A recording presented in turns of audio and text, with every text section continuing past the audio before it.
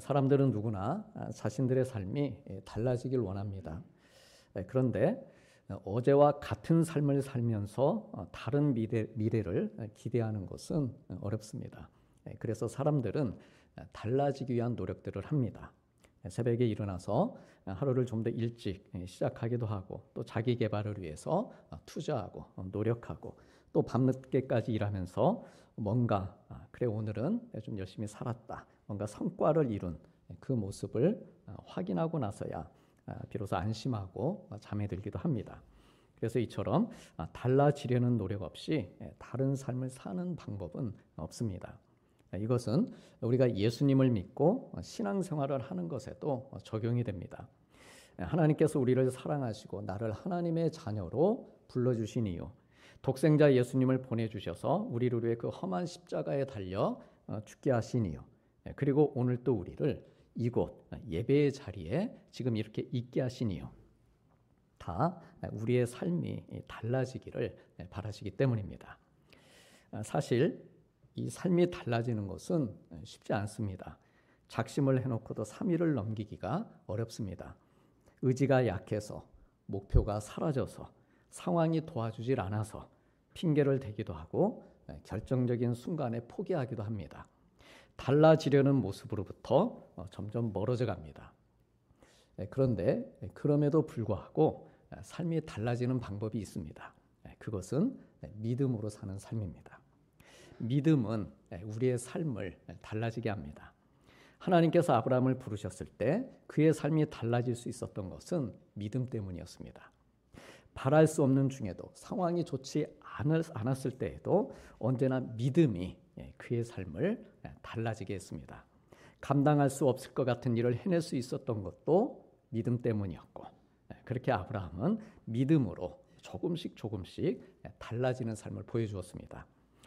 우리가 신앙생활하면서 이 믿음이라는 말을 자주 사용합니다. 믿습니다. 믿음을 주옵소서. 믿는 대로 될 것입니다. 당신도 한번 믿어보세요. 이렇게. 근데 희한한 것은 내가 믿고 싶어 한다고 해서 믿어지는 게 아니라는 것이죠. 믿고는 싶은데 믿어지지가 않습니다. 의지로 믿어지는 것도 아닙니다. 우리가 믿을 수 있는 것은요, 하나님께서 우리에게 믿음을 주셨기 때문입니다. 그래서 에베소서 2장 8절에 너희는 그 은혜에 의하여 믿음으로 말미암아 구원을 받았으니 이것은 너희에게서 난 것이 아니요 하나님의 선물이라고 했습니다. 그러니까 구원이 하나님의 선물이요, 또한 믿음도 은혜로 받은 것이다, 이렇게 말씀하고 있습니다. 그러므로 믿음은 나로부터가 아니라 하나님으로부터 시작이 됩니다. 믿음은 하나님의 선물입니다. 그리고 그 과정 가운데서 물론 내 역할이 있습니다. 내 역할은 내게 주신 선물을 받느냐 받지 않느냐이죠. 내게 주신 은혜를 믿음을 가지고 선물로 받으면 우리는 하나님을 만날 수 있습니다. 그리고 하나님과의 관계를 더욱 친밀하게 만들어갈 수 있습니다. 예배를 통해 하나님을 만나는 게 아니고 믿음으로 드리는 예배를 통해 하나님을 만나는 겁니다. 말씀을 읽고 기도하되 믿음을 가지고 할 때, 믿음을 가지고 기도하고 믿음을 가지고 하나님의 말씀을 펼쳐 읽을 때 그 가운데 내가 은혜를 체험하면서 하나님과 더 가깝고 깊은 관계로 나아갈 수 있습니다. 그래서 믿음을 가지면 새로운 세계가 열립니다. 믿음이 없는 사람에게는 보이지 않는 것이 믿음을 가진 사람에게는 보입니다.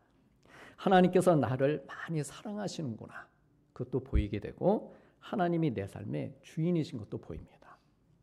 믿음이 없을 때에는 내가 나를 믿는 것이죠. 내가 주인인 것이죠. 그런데 하나님을 향한 믿음이 생기면 하나님이 내 인생의 주인이시구나, 그게 보인다는 것이죠. 그래서 믿음을 가진 사람은 믿음을 갖기 이전과는 다른 모습으로 살 수밖에 없습니다. 예를 들어 믿음을 가진 사람은요, 다름질하기를 향방 없는 것 같이 아니하고 싸우기를 허공을 치는 것 같이 하지 않습니다. 다르게 사는 거죠.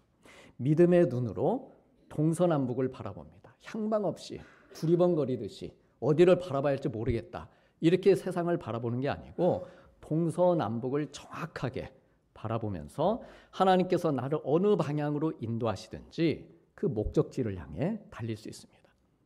간혹 하나님 이걸 해야 됩니까? 저걸 해야 됩니까? 목사님 제가 대학원에 가야 될까요? 아니면은 취직을 하는 게 나을까요? 저 옛날에 그 대학부 담당했을 때 그런 청년들이 대학생들이 많이 옵니다. 야 그걸 내가 어떻게 하냐? 그건 네가 결정하는 거야. 중요한 거는 어느 방향을 택해 나가든 하나님 나와 함께 하시고 그리고 너 역시도 믿음을 가지고 그 일들을 감당하는 것이다. 그것이죠. 로마서 1장 17절에 오직 의인은 믿음으로 말미암아 살리라라고 말씀합니다. 믿음으로 말미암아 산다. 이 말은요. 예수님을 믿기 이전의 방식대로는 살지 않는다.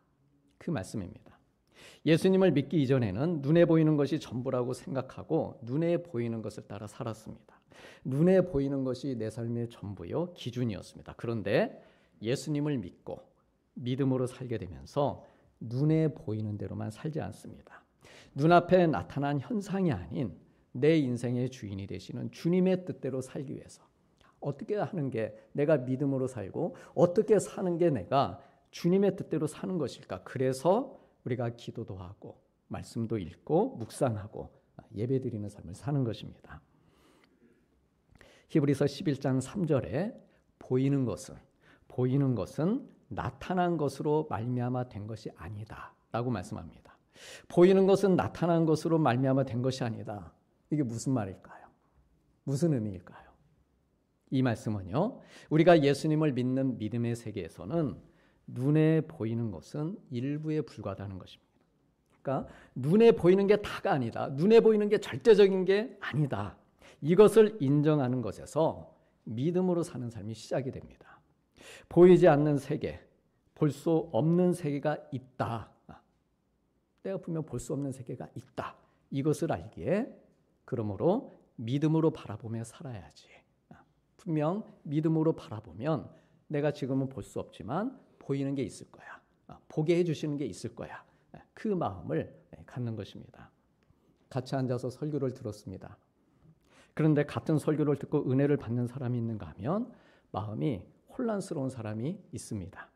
하나님의 말씀을 눈에 보이는 세계를 계속 그걸 머리에 두고 들으려고 하면 혼란스러울 수밖에 없습니다. 세상이 말하는 가치관이나 이치에 맞지 않기 때문입니다. 그래서 그 시간에 차라리 세상을 보는 게 낫다고 생각하죠. 그래서 어떻게 합니까? 세상 속으로 들어가는 것이죠. 몸은 이곳에 와 있지만 머리로는 세상 일을 하고 있습니다. 불꽃 같은 눈동자로 하나님께서 너의 생각이 어디에 머물러 있는지 보시는 것이죠. 우리의 마음을 감찰하시는 하나님이시니까. 아니면 머리가 딴 생각이 아니면 휴대폰 속으로 들어갑니다. 휴대폰 안 세상에 말씀은 들리지 않는 것이죠. 휴대폰 안은 세상에 내 눈높이를 맞추는 것입니다. 예배 시간에도. 오늘 본문에 보면은요.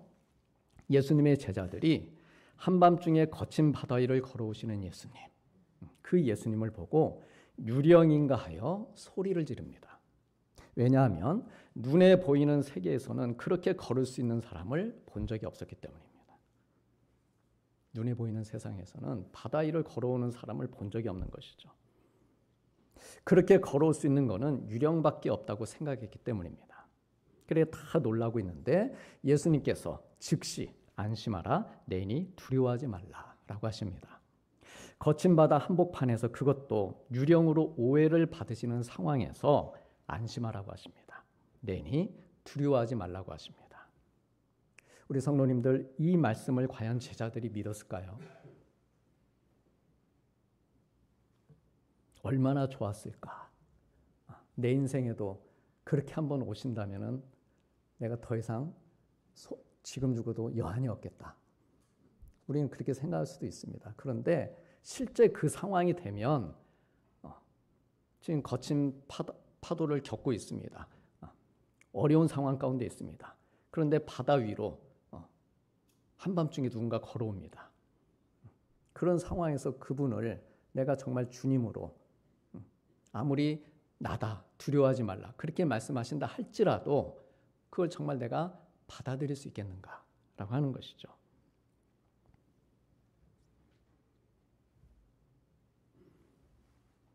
안심하라, 내니 두려워하지 말라. 짧죠. 아주 짧은 말씀인데, 그러니까 주님이 공생애를 사시면서 하신 말씀 가운데 가장 짧은 내용의 설교입니다. 내니 안심하라, 내니 두려워하지 말라. 그것도 거친 바다의 유령까지 나타난 위기 상황에서 몇 사람이나 믿었을까요? 이어지는 말씀에 보면 베드로가 대답하여 이르되 주여 만일 주님이시거든 나를 명하사 물 위로 오라 하소서라고 답합니다. 다른 제자들은 아직 믿을 수 없었던 것으로 보입니다. 그래도 수제자인 베드로가 미심쩍긴 하지만 온전히 믿어지진 않지만 지금 나에게 말씀을 주시는 분이 주님이시라고 하니까 만일 그렇다면 저에게 명령하셔서 물 위로 오라고 해 주십시오. 이렇게 답을 합니다. 나를 명하사, 우리 성도님들 나를 명하사, 베드로가 이렇게 말씀드린 이유가 무엇일까요? 자기의 생각이나 의지로는 안 된다는 겁니다. 주님, 제 의지로는 안 됩니다. 제가 늘 보며 살던 세상의 눈과 귀로는 지금 하신 말씀을 좀처럼 받아들일 수 없습니다. 사람이 물 위를 걷는 것을 제가 본 적도 들은 적도 없습니다. 안심하라는 말도 두려워하지 말라는 말도 아직은 아닙니다. 그러므로 주님이 제게 믿음을 가지라고 명령하셔서 눈에 보이는 대로만 보지 않도록 믿음을 갖게 해주시면 제가 안심하고 두려워하지 않을 수 있을 것 같습니다. 제가 믿을 수 있을 것 같습니다. 그러니 제게 믿음을 가지라 명령하셔서 물 위로 오라고 해주십시오. 그러자 예수님이 말씀하십니다. 우리 다 함께 마태복음 14장 29절 말씀 보시겠습니다. 오라 하시니 베드로가 배에서 내려 물 위로 걸어서 예수께로 가래. 오라 하시니 베드로가 배에서 내려 물 위로 걸어서 예수께로 가되. 이 구절에는 생략되어 있는 말이 있습니다. 그것은 믿음이라는 말입니다. 믿음을 가지고 오라 하시니 베드로가 배에서 믿음으로 내려 믿음으로 물 위를 걸어서 믿음으로 예수께 가되. 저 믿음이라는 말이 숨겨져 있는 것이죠. 우리도 믿음을 가지고 좀 전에 이 말씀 우리 다시 한번 같이 읽겠습니다. 믿음을 가지고 오라 하시니 베드로가 배에서 믿음으로 내려 믿음으로 물 위를 걸어서 믿음으로 예수께 가되. 아멘. 이런 것이죠. 오늘 또 주님의 날을 맞이해서 믿음으로 집에서 나와서 믿음으로 걸어서 믿음으로 지하철을 믿음으로 버스를 타고 믿음으로 이 예배당 안에 들어와서 믿음으로 예배를 드리고 있는 것이죠. 자기 눈에 보이는 대로 하지 않고 믿음으로 하고 있는 것입니다. 12명의 제자가 다 같은 한 배에 타고 있었지만 베드로만이 믿음으로 달라지는 삶을 시도하고 있습니다. 예수님의 말씀을 세상의 이치로 판단하지 않았기 때문입니다. 반면에 다른 제자들은 여전히 혼란스럽고 두려운 상태였습니다. 주님의 말씀보다 지금껏 자신들이 눈으로 보았던 세상을 더 크게 생각했기 때문입니다. 사랑하는 성도님들, 우리가 눈에 보이지 않는 세계에 살다 보면 세상의 거친 물결로 인해 위기를 만나고 또 고난을 당하기도 하고 또 10사람이 노를 저어도 이겨내기 힘든 그런 상황을 우리가 만나기도 합니다. 그런데 그럼에도 불구하고 우리가 예수님을 믿고 내가 하나님의 자녀로서 경험하게 되는 그런 유익이 있다고 한다면 바로 그러한 우리들에게 물 위를 걸어오시는 주님이 계시다는 사실입니다. 예수님께서 제자들에게 걸어오신 시간은 오늘 말씀의 밤사경 새벽 3시에서 5시 사이였습니다. 어느 누구도 공경에 빠진 나를 도우러 올 수 없는 바로 그 시간에 눈에 보이는 세계에 전혀 방해받지 않으시고 제자들에게 또한 우리를 향해 오시는 주님이십니다. 그리고 놀란 우리에게도 즉시 말씀하십니다. 안심하라, 내니 두려워하지 말라. 우리에게 이 말씀을 주시는 주님이 기대하시는 것이 무엇일까요? 무엇을 기대하시고 안심하라, 나니 두려워하지 말라. 그렇게 말씀하시는 걸까요? 하나는 눈에 보이는 세계로부터 빠져나와라. 그리고 또 하나는 그러기 위해서 눈에 보이는 세계로 빠져나오기 위해서 내 말을 믿어라. 우리 사랑하는 성도님들, 주님께서는 우리가 눈에 보이는 이 세상의 염려와 고통과 미움과 두려움 그리고 분노로부터 내가 빠져나오기를 바라십니다. 아무도 나를 봐주지 않고 관심조차 가져주지 않는 밤 사경 시간에 오직 주님만이 그런 나를 찾아주시면서 자유하게 되길 바라십니다. 그런 주님을 믿고 내니 안심하고 두려워하지 말라고 하십니다. 하나님의 말씀은 눈에 보이는 세상보다 큽니다. 눈에 보이는 세상보다 하나님의 말씀이 크니 지금 이 시간 선포되어 내 귀에 들리는 말씀 가운데 짧은 한 구절이라도 내게 주시는 말씀으로 그 말씀을 붙잡고 믿으라는 말씀입니다. 베드로가 예수님께 많은 말씀을 들어서 그의 마음이 감동이 되고 믿은 게 아닙니다. 한마디였습니다. 안심하라, 내니 두려워하지 말라. 이 짧은 말씀이지만 그 말씀을 믿고 안심하고 두려움 없이 배에서 내린 것입니다. 적어도 주님의 말씀을 듣는 그 순간만큼은 눈에 보이는 세계, 거친 물결이 보이지 않았기 때문입니다. 우리가 하나님께 예배를 드리고 말씀을 듣는 순간만큼이라도 눈에 보이는 세계로부터 벗어날 수 있어야 됩니다. 그래야 안심할 수 있고 두려워하지 않고 또다시 내게 주어진 한 주간도 배에서 내려 무리를 걷는 시도를 우리가 하며 살 수 있습니다. 혹 내 곁에 있는 사람은 같은 배에 타고 있고 같은 말씀을 들었어도 믿지 않을 수 있습니다. 거친 물결을 이겨내기 위해 같이 힘을 합하고 노를 젓다 할지라도 믿는 일에는 선택을 다르게 할 수 있습니다. 내 가족은, 내 친구는, 그리고 내 직장 동료는 믿지 않을 수도 있습니다. 그러기에 더욱 내가 먼저 믿고 내가 먼저 안심하고 내가 먼저 두려워하지 않고 나의 배로부터 나와 주님을 향해 걸을 수 있어야 됩니다.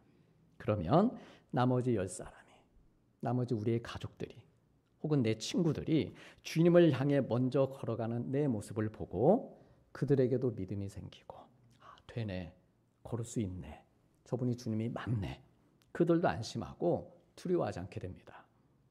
지금 당장은 아닐 수 있지만 믿음으로 달라진 모습을 보여주며 나아가는 그런 나를 보고 그들도 다르게 사는 꿈을 꾸게 되는 것입니다. 그래서 믿음은 세상보다 크고 믿음은 거친 파도보다도 크고 믿음은 10사람의 생각과 노력보다도 큰 것입니다. 그러기에 나의 믿음이 큰 것이기에 그러기에 내 믿음이 내 가족을 품을 수 있는 것이고 내 믿음이 연약한 사람들을 또한 품을 수 있는 것이고 또한 나의 믿음이 땅끝까지 이르러서 세상을 품을 수 있는 것입니다. 자, 그러면 베드로는 어떻게 되었을까요? 예수님 앞까지 그는 무사히 당도했을까요? 믿음으로 배에서 내렸고 믿음으로 바다 위를 걷고 있는 중입니다. 예수님의 말씀을 믿고 다른 삶을 지금 시도하고 있는 중에 있습니다. 그는 과연 달라진 삶을 이뤄낼 수 있을까요? 우리가 다 예수님 믿고 있는데 우리는 과연 달라진 삶을 계속해서 살아내고 있는가라고 하는 것이죠. 성경은 그의 다음 모습을 이렇게 기록하고 있습니다. 바람을 보고 무서워 빠져가는지라 소리질러 이르되 주여 나를 구원하소서. 안타깝게도 그는 빠져가고 있습니다. 그러면 그의 믿음은 실패한 것일까요? 그는 달라질 수 없는 것일까요? 결국 우리는 어쩔 수 없이 세상에 빠질 수밖에 없는 존재일까요? 지금 내 등 뒤에서 내가 어떻게 되나 지켜보고 있는 그런 이들이 있는데 그들의 기대까지 다 망가뜨리고 비웃음만 남게 되는 건 아닐까? 베드로가 바람을 바라보았다라고 했습니다. 바람은 눈으로 볼 수 있는 게 아닙니다. 그런데도 성경은 베드로가 바람을 보았다 이렇게 기록하고 있다는 것이죠. 베드로가 세상을 보았다는 말입니다. 그의 눈이 다시 눈에 보이는 세계를 향해 있었다는 말씀입니다. 방금 전까지만 해도 주님의 말씀을 믿었고 그 믿음으로 배에서 내려 바다 위를 걷고 있었습니다. 자기 스스로도 놀랄 정도로 놀라운 기적을 경험하고 있었습니다. 뒤에서 그를 지켜보고 있는 이들도 믿음이 생기기 시작했습니다. 그런데 이 모든 일을 가로막고 중단시키는 그 방해꾼이 무엇입니까? 누가 방해하고 있습니까? 사탄이요. 사탄이요. 이제 안 나와 있습니다. 우리는 무조건 사탄 핑계댑니다. 내가 좀 잘못해놓고도 사탄을 핑계대면 사탄이 그렇게 했다고.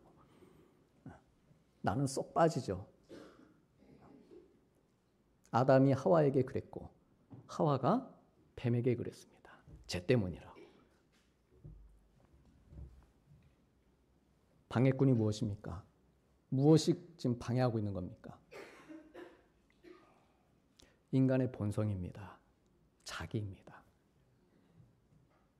본질상 진노의 자녀인 인간의 본성, 베드로의 본성이죠.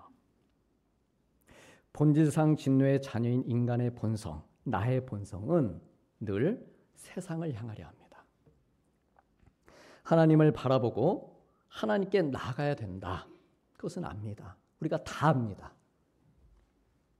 그래 몇 발짝 잘 떼는가 싶고 잘 믿는가 싶다가도 어떻습니까? 순간 나의 본성이 바람을 보게 만듭니다. 베드로가 지금 누가 시켜서 바라본 게 아닙니다. 바람을 바라봐야지 하고 자기의 의지를 가지고 바라본 것도 아닙니다. 주님을 믿지 못해서 바람을 바라본 것은 더더욱이 아닙니다. 그는 여전히 주님을 믿고 있었습니다. 그냥 무심결에 그의 본성이 자기도 모르는 사이에 바람을 보면서 본인 스스로가 나는 본질상 진노의 자녀라고 그 사실을 본인이 스스로 드러내고 있는 것입니다. 우리 성도님들, 본질상 진노의 자녀라는 말을 들을 때 기분이, 마음이 어떻습니까? 그냥 행복해. 항상 해피합니까? 너 본질상 진노의 자녀야. 기분이 어떻습니까? 우리의 길을 꺾어놓는 말입니다. 잘 믿어보려는 마음, 믿음을 꺾어버리고 그래 나는 어쩔 수 없이 결국 바다에 빠질 운명이지. 이렇게 세상에 빠져 사는 것이 이게 원래 내 모습이지. 잠시 믿음 생활하면서 희망을 가졌던 내가 바보지. 사랑하는 성도님들, 그러면 주님이 우리에게 정말 들려주고 싶으셨던 말씀이 너는 본질상 진노의 자녀야. 넌 안 돼. 이렇게 우리의 길을 꺾고 낙인을 찍기 위해 주신 말씀이었을까라고 하는 것이죠. 성경에서 이 본질상 진노의 자녀라는 말이 기록되어 있는 곳이 에베소서 2장입니다. 전에는 우리도 다 그 가운데서 우리 육체의 욕심을 따라 지내며 육체와 마음에 원하는 것을 하여 다른 이들과 같이 본질상 진노의 자녀이었더니 이렇게 말씀합니다. 그런데 하나님께서 이 에베소서에서 바울을 통해서 정말 하시고자 하셨던 말씀, 그 말씀이 그 다음에 이어지는 말씀입니다. 우리 다 함께 천천히 이 말씀 읽겠습니다. 긍휼이 풍성하신 하나님이 우리를 사랑하신 그 큰 사랑을 인하여 본질상 진노의 자녀가 되어 허물로 죽은 우리를 그리스도와 함께 살리셨고 너희는 은혜로 구원을 받은 것이라. 아멘. 우리를 본질상 진노의 자녀다 이렇게 말씀하신 까닭은요, 너는 결국엔 벌받을 놈이야 라고 우리를 정죄하고 죄의식을 갖게 하시기 위해 하신 말씀이 아니라 그런 우리를, 그런 죽을 수밖에 없는 우리를 하나님이 풍성하신 긍휼로 덮으시고 큰 사랑을 베푸셔서 허물로 죽은 우리를 주님과 함께 살리시고 그 은혜로 우리를 구원해 주셨다. 이 말씀을 하시게 하신 것입니다. 이 말씀을 오늘 우리가 읽었던 본문의 내용이 그대로 적용해서 전해주고 있습니다. 베드로가 바람을 보고 바다에 빠져간 것은 분명 그의 본질상 진노의 자녀의 모습이었습니다. 하지만 그는 빠져가면서 주여 나를 구원하소서 이렇게 간청했고 우리 주님은 즉시 손을 내밀어서 그를 붙잡아 주시면서 믿음이 작은 자여 왜 의심하였는가 하시고 그를 건져주십니다. 즉 본질상 진노의 자녀의 연약한 모습, 바람을 바라보면서 그 연약한 모습을 베드로가 드러냈지만 그런 베드로를 우리 주님께서 정죄하지 않으시고 모른 채 하지 않으시고 주님의 은혜로 건져서 구원해 주셨습니다. 조금도 지체하지 않으시고 즉시 손을 내미셔서 구원해 주셨습니다. 즉시 손을 내미셨다. 이 말은 주님께서 준비하고 계셨다는 말씀이죠. 베드로가 믿음을 고백하고 배에서 내려서 지금 나를 향해 걸어오고는 있지만 본질상 진노의 자녀의 그 연약함의 DNA가 그에게 있기에 얘가 바람을 보고 빠질 수도 있겠다. 이것을 아시고 준비하고 계시다가 즉시 손을 내밀어서 건져주신 것입니다. 또 하나 주님이 즉시 손을 내미신 이유는 베드로에게 괜찮아라는 마음을 가지고 계시기 때문입니다. 괜찮아. 빠질 수 있지. 바람 바라볼 수 있지. 그렇다고 해도 나는 네가 본질상 진노의 자녀라고 너를 정죄하거나 화내지 않을 거야. 다만 너의 믿음이 아직은 좀 작다는 사실은 알아둬라. 말씀하시는 것이죠. 사랑하는 성도님들, 우리가 믿음으로 시작한 일이지만 바람을 바라보며 빠질 수 있습니다. 그런데 그대로 아무 말도 하지 못하고 빠지면 안 됩니다. 그럼 정말 코에 물 들어갑니다. 죽습니다. 베드로가 거기서 외치지 않았으면 죽는 거죠. 죄의 삭시 그대로 본질상 진노의 자녀, 죄의 삭시 그대로 사망이 되어서 돌아오는 겁니다. 어떻게 해야 됩니까? 베드로와 똑같이 소리질러 이르되 주여 나를 구원하소서. 그때는 정말 죽기 살기로 부르짖고 하나님께 매달리면서 주여 나를 구원하소서라고 주님께 간구해야 됩니다. 그러면 주님은 우리에게 아무것도 묻지 않으십니다. 왜 이렇게 못했냐? 그러게 바람은 왜 바라봤느냐? 꾸짖지 않으시고 즉시 손을 내밀어서 우리를 붙잡아서 건져주시면서 괜찮다. 좀 더 믿음을 키우면 돼. 아직은 믿음이 적고 의심이 있어서 그래. 믿음을 키우면 돼. 이렇게 말씀해 주시는 것이죠. 우리 서로 옆에 분들에게 말하겠습니다. 괜찮습니다. 조금만 더 믿음을 키우면 됩니다.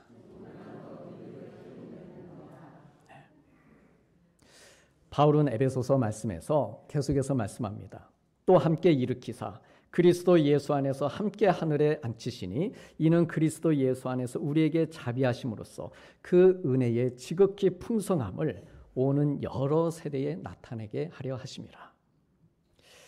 베드로에게 손을 내밀어서 건지시고 일으켜 주신 것처럼 세상에 빠져 죽어가는 우리를 붙드시고 구원하셔서 주님과 함께 일으키셨다라고 말씀합니다. 그리고 이 일을 통해서 우리를 향하신 하나님의 은혜가 얼마나 풍성한지를 나타내셨다라고 말씀합니다. 그래 너희는 그 은혜를 인하여 은혜에 의하여 믿음으로 말미암아 구원을 받았으니 이것은 너희에게서 난 것이 아니요 하나님의 선물이라고 말씀합니다. 성도님들, 베드로는 주님께 건짐을 받고 구원을 얻으면서 깨달았을 것입니다. 내가 내 믿음으로 배에서 내리고 내 발로 바다 위를 걷는다고 생각했는데 이것이 나에게서 난 것이 아니라 하나님의 선물이었구나. 거친 바람보다 무서워 떠는 내 안에 있는 두려움보다 나를 향하신 우리 주님의 그 긍휼하심과 사랑이 그것이 더 큰 것이구나. 이렇게 깨달았을 것입니다. 그리고 이 깨달음을 통해서 좀 더 자기의 믿음을 키워서 다르게 살았을 것입니다. 사랑하는 성도님들, 믿음은 보는 것을 다르게 만듭니다. 풍랑을 보고 바람을 보는 관점이 달라지고 주님을 바라보는 눈도 달라집니다. 눈에 보이는 것에 의해 세상이 움직이는 게 아니고 하나님께서 모든 것을 섭리하시고 움직이시는 것을 봅니다. 이것이 믿음의 시작이고 또한 달라지는 삶을 살게 하는 것입니다.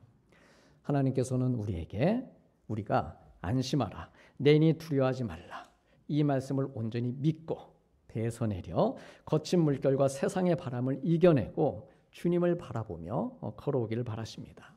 나를 짜증나게 하고 화나게 하고 염려하게 만들고 교만하고 자랑하게 만드는 것들에 빠지지 않고 혹 잠시 빠질지라도 주님의 손을 의지해서 건짐받는 은혜로 살기를 바라십니다. 내 뒤에서 나를 지켜보고 있는 우리의 가족들, 이웃, 친구들에게 믿음의 희망이 되어주는 삶을 살기를 바라십니다. 그러므로 지금보다 조금만 더 믿음을 키워가면서 나를 배 위에 오르게 하실 우리 하나님의 아들이신 주님과 함께 좀 더 용기를 가지고 지금처럼 복된 믿음의 여정을 계속하는 우리 귀한 성도님들 되시기를 축복합니다. 기도하시겠습니다. 예수께서 즉시 손을 내밀어 그를 붙잡으시며 이르시되 믿음이 작은 자여 왜 의심하였는가 하시고 배에 함께 오름에 바람이 그치는지라 너희는 그 은혜에 의하여 믿음으로 말미암아 구원을 받았으니 이것은 너희에게서 난 것이 아니요 하나님의 선물이라. 아멘.